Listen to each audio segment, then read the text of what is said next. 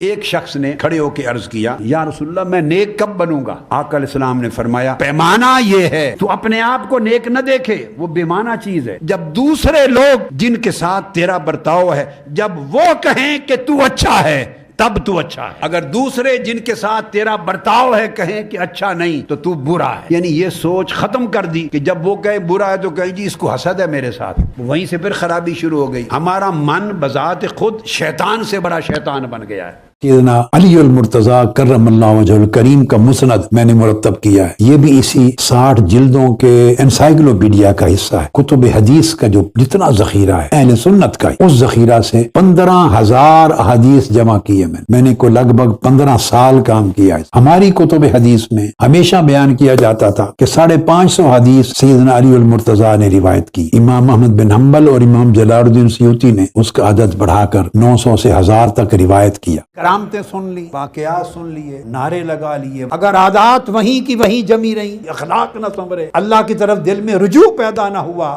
مخلوق کے ساتھ آپ کا برتاؤ اور معاملہ بہتر نہ ہوا، تو باقی سارا کچھ جو بیٹھ کے کہیں گے سنیں گے یہ گپ شپ ہے اور ایسی لفظی لطف اندوزی ہے۔ اللہ رب العزت نے جب فرمایا اللہ والوں کا ذکر کریں، فرمایا ان کو دیکھو تو اللہ کی یاد آ جائے، ان کا کلام سنو تو علم اور حکمت میں اضافہ ہو، ان کا عمل دیکھو تو آخرت کی رغبت میں اضافہ ہو۔